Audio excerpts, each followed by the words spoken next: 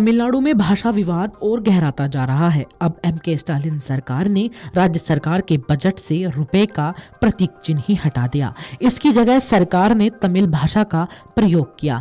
ऐसा माना जा रहा है कि भाषा विवाद के चलते तमिलनाडु सरकार ने यह कदम उठा लिया, जिसके बाद हिंदी तमिल भाषा का विवाद और गहराता जा रहा है। आपको बता दें कि तेलंगाना में भी भाषा विवाद चर्चाओं में है। इसी बीच एनडीए के सहयोगी और आंध्र प्रदेश के उप मुख्यमंत्री पवन कल्याण ने भाषा पर तमिलनाडु की स्थिति को लेकर सवाल उठाए हैं। उन्होंने कहा कि तमिलनाडु राज्य हिंदी को क्यों खारिज करता है, जबकि उत्तर प्रदेश, बिहार और छत्तीसगढ़ जैसे लोग हिंदी भाषा क्षेत्रों में इसका खूब लाभ उठाते हैं। इसके लिए वो तमिल फिल्मों को हिंदी में डब करते हैं। पवन कल्याण ने भाषा को लेकर सद्भाव की जरूरत और महत्वता पर जोर दिया। उन्होंने कहा कि भाषा के प्रति दुश्मनी भरा नजरिया रखना बिल्कुल ही नासमझ जैसी बातें हैं। उन्होंने मुसलमान की ओर से अरबी या उर्दू से प्रार्थना करने की प्रथा चाहे कहीं का भी हो, मंदिर में संस्कृत मंत्रों के उपयोग के बीच समानता दिखाई।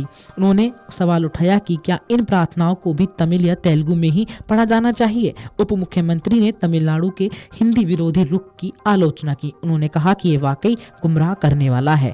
उन्होंने बताया कि चीजों को तोड़ना आसान है, लेकिन उनको फिर से बनाना बहुत ही मुश्किल है। उन्होंने देश से उत्तर दक्षिण विभाजन से आगे बढ़कर एकता और अखंडता की प्राथमिकता और महत्व देने की गुजारिश की। पवन कल्याण ने जनता को ऐसे राजनीतिक दल को चुनने की सलाह दी जो देश के फायदे के लिए काम करता हो और उसकी प्राथमिकता को राष्ट्र के हितों में रक्षा करना हो। उप मुख्यमंत्री ने यह भी सवाल उठाए कि जब भारत में भाषा की राजनीति को लेकर अलग विचारधारा के लोग बीच विवाद की स्थिति बनी हुई है, उन्होंने कहा कि हमारे देश में बहुत सी भाषाएं अच्छी हैं। यह सिद्धांत तमिलनाडु सहित कई राज्यों पर लागू होना चाहिए। तमिलनाडु में भी हमारे राजनीतिक समर्थक हैं।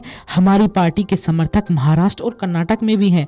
मुझे पता है कि तमिल लोग मेरे तेलुगु भाषा को सुन रहे होंगे। मैं तमिल की ओर से दिखाए गए प्यार के लिए आभारी हूं। पवन कल्याण ने जनसेना के 12वें स्थापना दिवस के मौके पर अपने निर्वाचन क्षेत्र पीथापुरम से आयोजित एक सार्वजनिक बैठक में भाषा विवाद के मसले पर अपने सवाल उठाए हैं। आइए सुनते हैं इस पर बीजेपी नेताओं का क्या कुछ कहना है।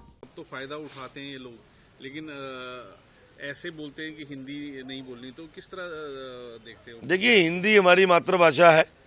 भारत सरकार बड़ी गंभीरता से हिंदी के किस तरीके से जमीनी स्तर पर लागू हो उस पर काम कर रही है और करना भी चाहिए।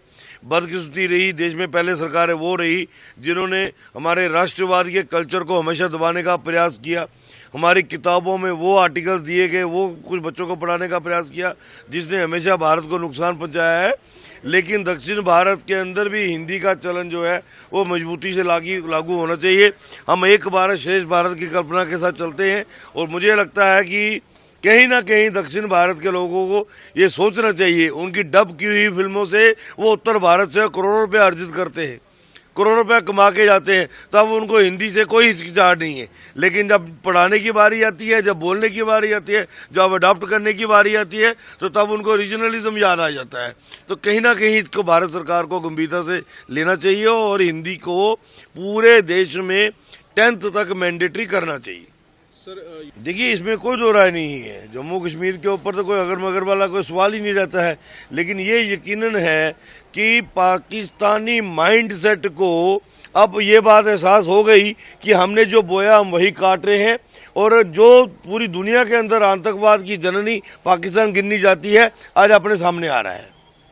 अगर आप ये वीडियो YouTube पर देख रहे हैं तो हमारे चैनल को सब्सक्राइब कर बेल आइकन दबाएं और Facebook पर देख रहे हैं तो हमारे पेज को लाइक करें। 8 मिलियन प्लस सब्सक्राइबर, आपके इस भरोसे के लिए बहुत धन्यवाद।